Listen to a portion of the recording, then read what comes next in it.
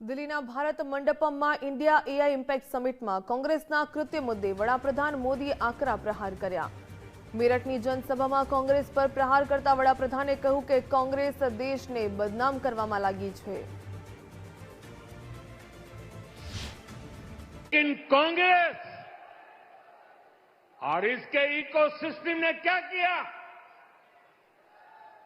साथियों, कांग्रेस ने भारत के एक वैश्विक आयोजन को अपनी गंदी और नंगी राजनीति का अखाड़ा बना दिया।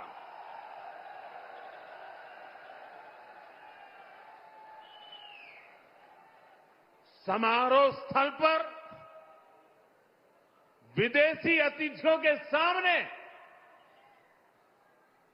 कांग्रेस के नेता कपड़े उतारकर पहुंच गए।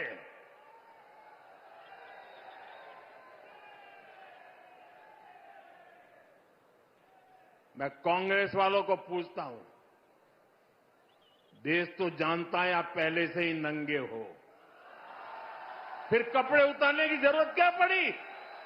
कांग्रेस के नेताओं ने वहां जो कुछ किया वो दिखाता है कि देश की सबसे पुरानी पार्टी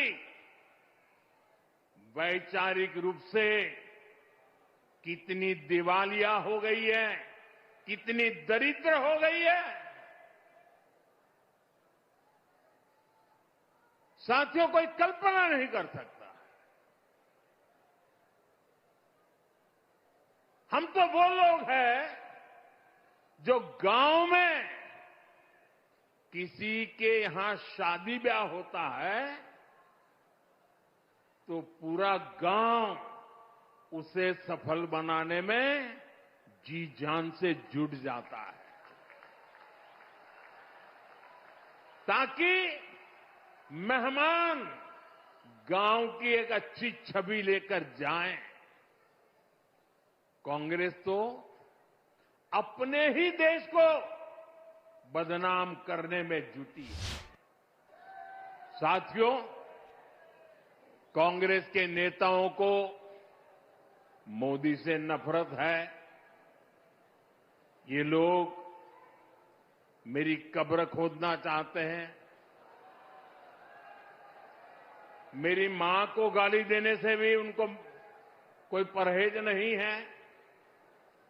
उन्हें भाजपा से विरोध है, उन्हें एनडीए से विरोध है।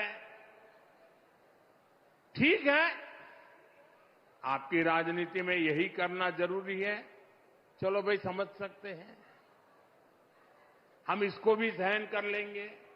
लेकिन कांग्रेस को याद रखना चाहिए था कि एआई ग्लोबल समिट ये बीजेपी का समारोह नहीं था और न ही उस समय बीजेपी का कोई नेता वहां मौजूद था।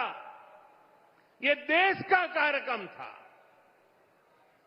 देश के सम्मान का कार्यक्रम था, देश के लोगों के पसीने से। लेकिन कांग्रेस ने परसों सारी मर्यादाएं तोड़ दी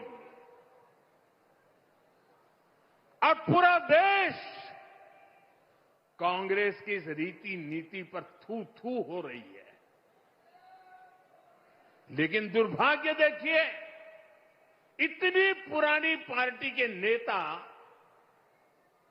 लाजने के बजाय गाजते हैं। बेशर्मी के साथ पार्लियामेंट में क्या किया? पार्लियामेंट में खुद परफॉर्म कर नहीं पा रहे तो अपने साथी दलों को भी बोलने का मौका नहीं देते, पार्लियामेंट को चलने नहीं देते। और उसका सबसे बड़ा नुकसान कांग्रेस के जो साथी दल है ना, उनको हो रहा है। अब वो समझ गए हैं। ये अभी दिल्ली में उन्होंने जो ये नंगापन दिखाया, उनके सारे साथी दल चौंक गए हैं। सबने किनारा कर लिया और मैं नम्रतापूर्वक देश के मीडिया को भी एक रिक्वेस्ट करना चाहता हूं। वैसे मैं मीडिया को हर प्रकार से झेलने के लिए ईश्वर मुझे शक्ति दे प्रार्थना करता रहता हूं, लेकिन आज मैं उनको प्रार्थना करता हूं कि कृपा करके हम जब इस प्रकार की हरकतों की आलोचना करें तो आप ये हेडलाइन मत बनाइए कि मोदी ने विपक्ष को धो डाला।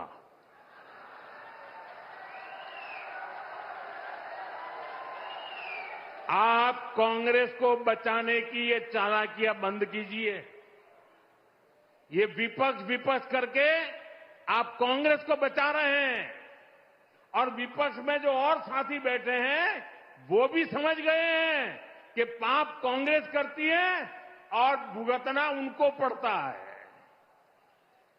और कांग्रेस की इकोसिस्टम हर बार बच के निकलने का एक खेल खेलती है कि पाप कांग्रेस करे, आलोचना कांग्रेस की हो, गुस्सा कांग्रेस पर हो, लेकिन मीडिया में कांग्रेस नहीं दिखती, विपक्ष शब्द दिखता है। क्यों भाई? क्यों कांग्रेस को बचा रहे हो? ऐसा करने से आप न कांग्रेस को बचा पाते हो, न कांग्रेस को सुधरने के लिए मजबूर करते हो। अगर आप एक बार छापना शुरू कर दोगे, बोलना शुरू कर दोगे, ये जनरल विपक्ष का दोष है। और देखिए दिल्ली में जो हुआ, क्या उसमें कोई टीएमसी के लोगों ने पाप किया है? नहीं किया है। डीएमके के लोगों ने पाप किया है? नहीं किया है। बसपा के लोगों ने पाप किया है? नहीं किया है। फारूक अब्दुल्ला जी की पार्टी ने पाप किया है? नहीं किया है। सिर्फ और सिर्फ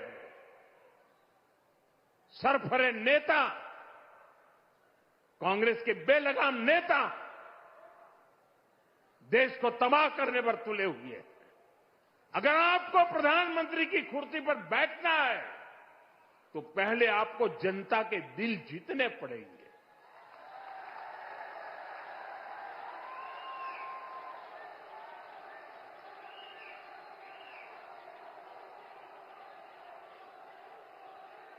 महिलाओं एमपीओ को भेज करके सीट पर कब्जा करने से आप प्रधानमंत्री नहीं बन सकते हो।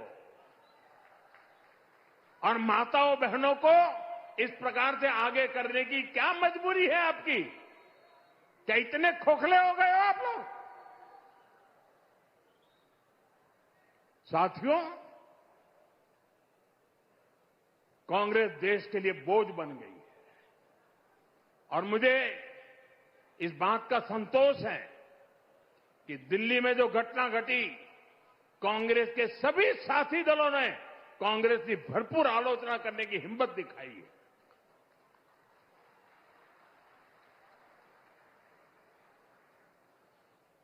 मैं विपक्ष के इन साथियों का सच्चाई के साथ और देश के गौरव के साथ खड़े रहकर रहने के लिए उनका मैं सार्वजनिक रूप से आभार व्यक्त करता हूं।